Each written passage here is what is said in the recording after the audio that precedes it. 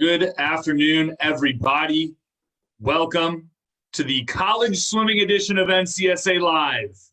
I am Danny Koenig. I am a senior recording coordinator, frequently the host of NCSA Live.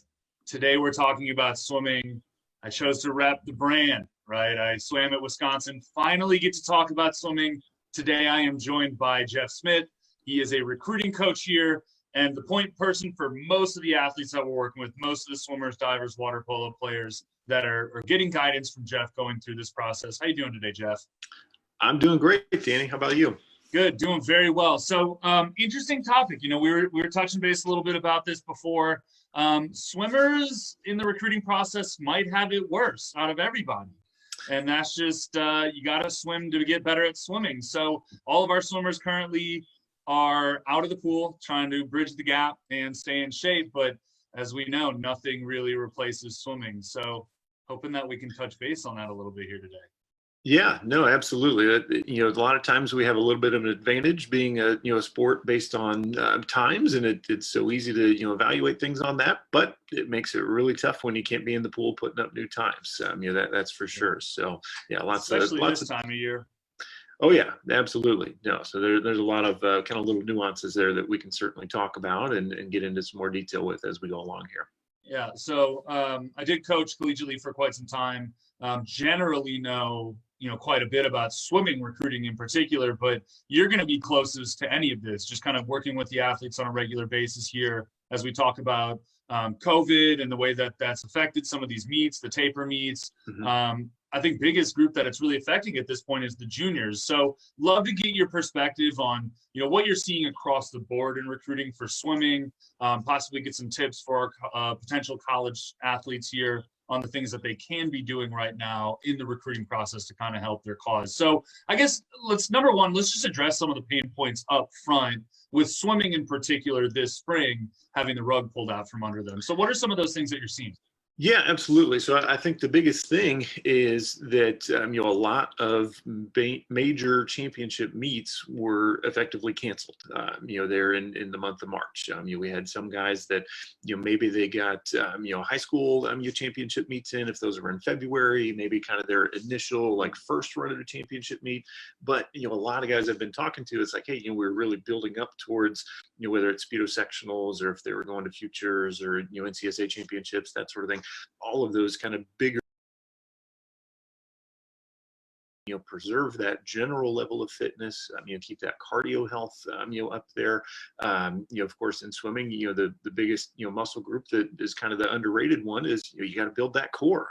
And there's a whole lot of core workouts that you can do without any sort of, fancy equipment other than just, hey, put on a t-shirt, pair of shorts, and you're good to go, for that. So really just doing those kinds of things, is the best, for that. And, I've had some guys that, like their club coaches are, doing Zoom dryland workouts, for the team. So kind of keeping everybody active, and obviously we can't go and, be in a group setting here with your teammates, but, staying connected with them, keeping each other motivated. I know that was always a big thing for me that, if I was working out with, 2 or 3 other people, I was going to get a whole lot more done than I was, trying to work out by myself, for that. So staying connected to those teammates, continuing to push each other. You're not in the lane there right next to them, but set up a Zoom call, set up any sort of video chat call there, and just be doing those workouts together, kind of keep each other motivated, and that all of that is going to really pay off in the long run. Yeah, that strange duality of swimming being an individual sport and a team sport. But yes, swimmers appreciate when they can do something with their teammates. So yeah, I think that's a great tip. Just staying connected with your teammates that are going through the same thing, especially if they have goals for you to also participate in college athletics. Funny that you bring up core and legs. Those are things that always can be worked on. And to that point, I was actually watching the Olympics from 2012, and I was watching a relay. And Ryan Lochte had anchored that relay, and he got touched out. He got caught by France. And you could see it. They did the overhead camera shot. The very first things that went were his core and his legs. Mm-hmm. And as soon as he disconnected from the core, that was it. His whole stroke fell apart and he got caught. So I went into coach mode, started thinking about training tactics for that. But I think you nailed it on the head. The ability to keep your core strong, your legs strong, are going to be really beneficial. But from the recruiting perspective, I think it is when we're trying to broadcast your ability and what you bring to the program, for a college coach, it's really important to let these coaches know that you are doing something in absence of this season. So, swimming, not necessarily known for its video in order to market yourself to college coaches. It's not that necessary because the times are black and white. Right. However, at this time when you're not having taper meets and you're not able to be in the water training, I think it's okay to put together a training tape, maybe dry land tape, and say, hey, coach, I'm still doing what I can be doing to better my fitness and still be an asset to your program. Keep in mind, everybody's in the same boat. So let's kind of talk about this on slightly broader terms.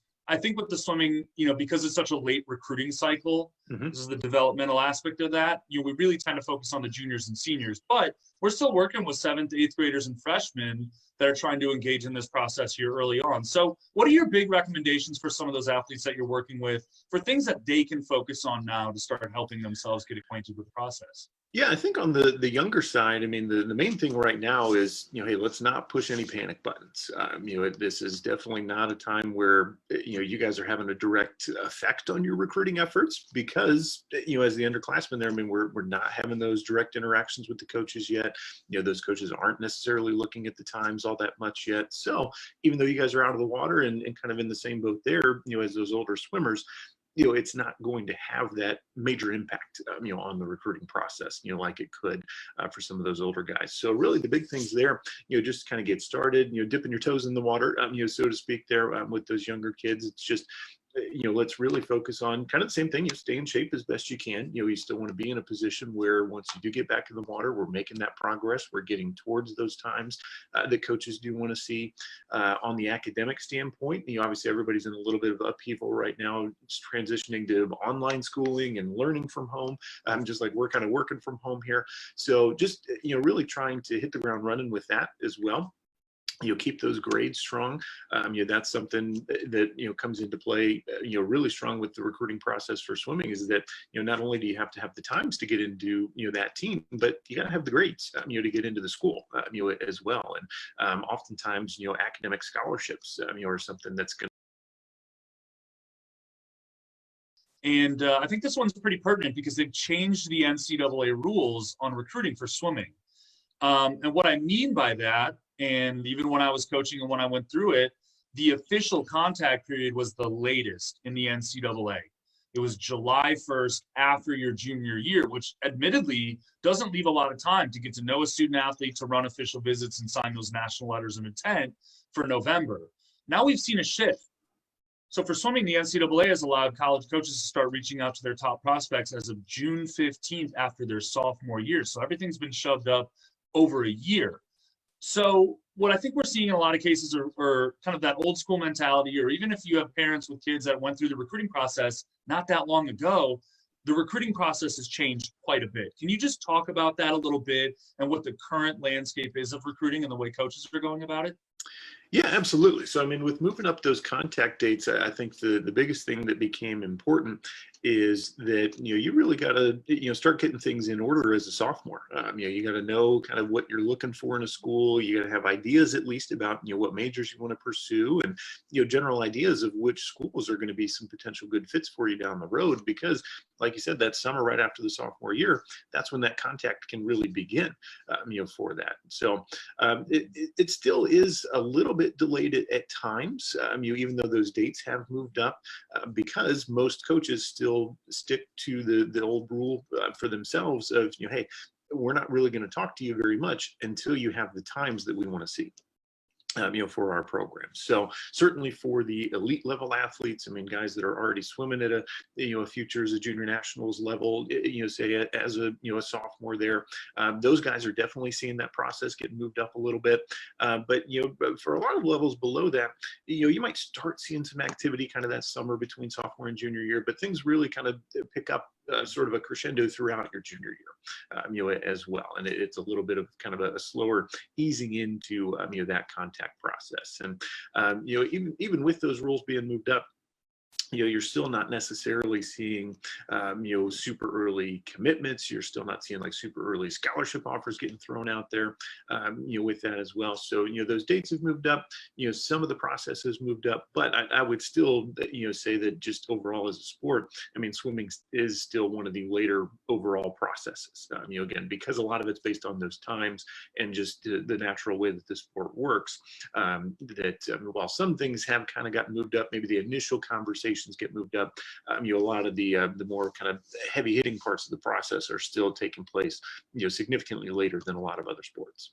Sure. So certainly, a little bit of a shift, at least what I've seen is with verbal commitments coming from juniors. That wasn't really common at all, especially when I was coaching, when I was recruited. But now you start to see a lot of that stuff, these commitments going, to collegeswimming.com or whatever it might be. So there's been a little bit of shift probably with more so the Division Ones, but point remains, swimming will naturally be a little bit of a later commit. I don't know that this is necessarily a change because of the way that the recruiting rules work, but Division III has gotten a lot faster in the last 10 to 15 years. And I think there's been a little bit of a shift on focus for Division III and really what that means for the college student athlete experience. Have you experienced a shift in different levels of athletes looking at Division III because Division III has gotten a little bit better? I think there has been. I think just in general, that's kind of a part of the Michael Phelps effect that we've seen over the last 10, 15 years is just the sport itself has gotten way faster. I can look back, I was a Division III swimmer, and, I can look back at, going through, my conference meets, and I wasn't necessarily a top end scorer at those meets, but, I could get in there. I could, get a few final swims. And now these days, if I look at those same conferences, those times aren't sniffing the top 16, at this point. And it's just amazing to see how the sport has changed, with that. And even the same, like if I look back at high school, as well, just the sport overall has gotten a lot faster. So I think because of that, there's just naturally faster athletes that are just trying to fill in those same spots. And there's a lot about with any student athlete is about finding that best fit. And I guess, from your perspective, having worked with a lot of these athletes, what's the methodology for going about some of that for the athletes? What can they be doing to find that quote unquote best fit for themselves? Yeah. So really, one of the first things that I talk about, and one of kind of the main concepts that I try and get across to them, is that there's not always going to be one answer, for that when it comes to looking at the different divisions. Like I said, there is just so much competitive overlap now that, you could be a fairly top level swimmer, but you could have, relatively equal opportunities across, all three division levels, if you're looking in the right places for that. So I usually start, the conversation by just asking them, what are they hoping to get out of their team experience? Do they want to come in and, be the top dog right away? Do they want to, be setting team records? Do they want to have that chance to qualify for nationals? Okay, well, let's look at where you are and let's see, where you have the best chance at doing that. Or, are you somebody that wants to come in and be on the most competitive team that you can, and you're okay maybe being at the bottom end of the roster, with that, or, anywhere in between there. That's usually kind of the first thing to figure out, for a lot of, folks that I'm working with. And then from there, we kind of, apply that to say, okay, well, then as we analyze these rosters, where do you fit in with them? And we kind of take that from there. The other thing that I'm telling them too, as we're looking at those rosters, or we're looking at a lot of recruiting standards are based off of the conference meets, for the different schools out there. I say, hey, the division level, when you're looking at those times, doesn't necessarily matter. Just look at the times themselves. Look at what that conference is putting up, look at what that school is putting up, and see where you fit, within that roster. And then from there, we'll kind of work backwards, to fill in, some of the other details, with it. So again, like we mentioned earlier, one of the big advantages with swimming is it's so much based on those times. It's very easy to sit there and analyze exactly where you'd fit, on any given roster, for that. Yeah, so a lot is going into that decision. And again, I think we're seeing a little bit of fluidity between divisions at this point, but at the end of the day, and this is true for any athlete, it's not just swimmers, it's about that right fit, what you're trying to get out of your collegiate experience, and then start to narrow down your options that way. To bring some clarity to something you had said, and this was something that we were trying to do as college coaches in the recruiting process, we were looking for athletes that could potentially score in their freshman year at their conference championship meet.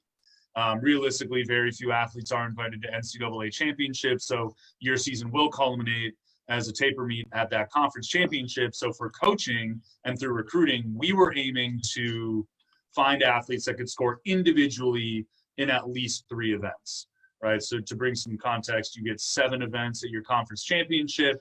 That's relays included, but coaches want to know that you can score on your own. So a lot of factors in there. And obviously college coaches are using an NCSA to run searches based on what fits for their program as well, but that's only half the battle, right? We talk about kind of putting together a resume, an NCSA profile, getting that into our network, but there's a lot of athletes out there, and coaches, because of the rise of the internet, have access to so many swimmers. So just kind of throwing yourself out there amongst the sea of 100,000 other athletes trying to get recruited maybe isn't the most effective. So do you have tips or things that you could recommend to student athletes to be proactive on the front end?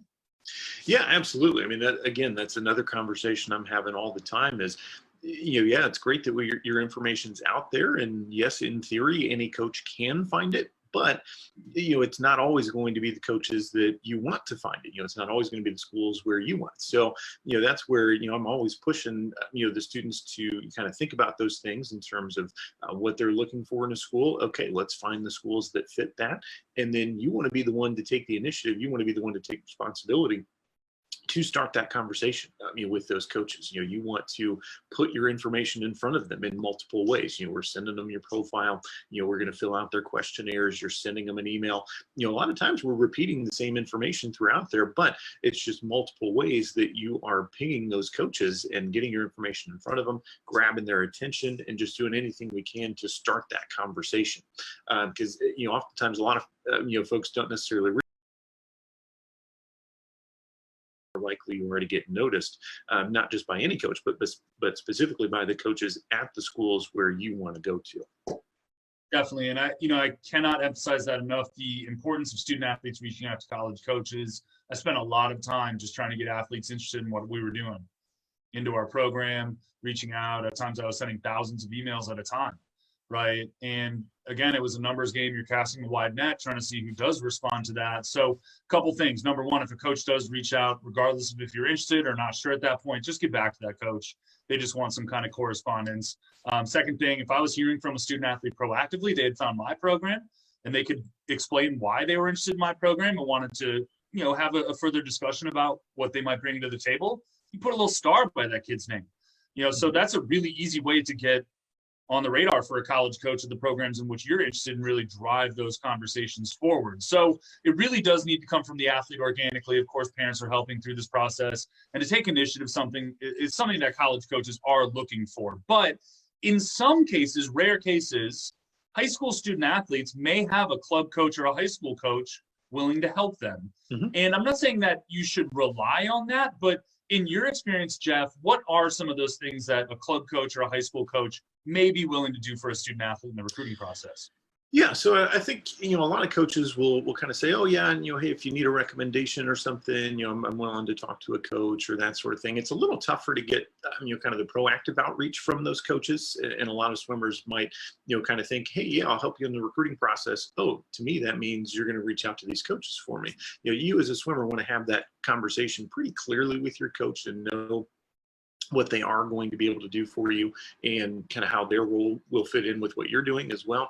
The most helpful situations that I typically have found to be the kind of most beneficial to the swimmers is when their high school coach or their club coach has some sort of pre-existing connection to a college coach, the one that they're interested in. So, maybe it's that, they've known each other from the various coaching circles, way back, or maybe they've placed other athletes at those programs, or, maybe they've worked a camp together, at some point, or, there's, the swimming world isn't that big. I mean, there are a lot of times where they have those connections, or at least, hey, I know that guy's name. And so I'm going to, listen listen to them there for a second. So that's usually the best way that you can utilize, those coaches, is that, if they have that pre-existing connection, it's, it can be as simple as the coach taking 30 seconds to, pick up the phone, give a quick chat to the college coach, or even just, send a quick email or a message.